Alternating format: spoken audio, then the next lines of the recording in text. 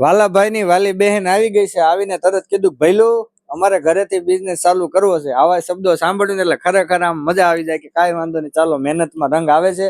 બધી બહેનો રાજી થાય છે ને ઘર બેઠા બહેનો પોતાનો ધંધો ચાલુ કરે છે તો બહુ બધી આમ ખુશી મળે છે કે કાંઈ વાંધો નહીં, આપણા લીધે કોઈનું ચાલે છે. પણ મારા લીધે કોઈનું ચાલતું નથી.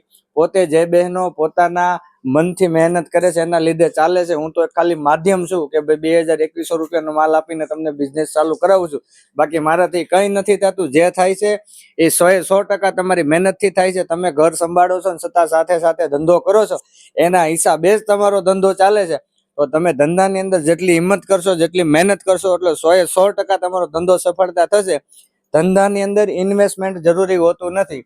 ધંધાની અંદર સિસ્ટમ જરૂરી હોતી હોય છે કે ભાઈ તમે માલ લઈ જાઓ છો તો બધા કસ્ટમર આવે તેને વ્યવસ્થિત રીતે બતાવો, પ્રેઝન્ટેશન કરો, શું કપડું છે, કેવી ફીલ છે, આ તે છે, બધી જ વસ્તુ કસ્ટમરને માહિતી આપો એટલે રિટેલ કસ્ટમર છે તમારી પ્રોડક્ટ લઈને જાય. તો આપણી પાસે જાગૃતિબેન આવ્યા છે કતારગામથી, વેડ રોડ, ગુરુકુળ, સુરત. તો એજે પ્રીમિયમનો માલ કલેક્શન હવે બધું જાગૃતિબેન ને ત્યાં પણ મળી રહેવાનું છે. તો હાલો આપણે જાગૃતિબેન ના મોઢેથી જ એડ્રેસ પૂછીએ. જાગૃતિબેન આમ જોરથી કહેજો, તમારું એડ્રેસ ક્યાં આવે? ગુરુકુળ રોડ, વિધાતા પેલેસ. ઓકે, નાની વેડ.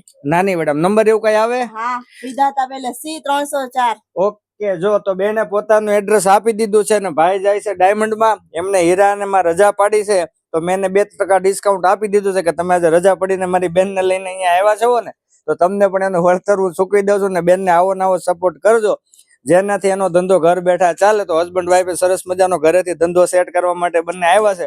તો આપણે બધાએ ફરી વખત આ રીલ્સને શેર અને ફોલો કરવાની છે અને જાગૃતિબેનને ખૂબ સપોર્ટ કરવાનો છે. કતારગામની અંદર એક નિરાલી ફેશન પણ છે જે હરિદર્શનના ખાડામાં છે.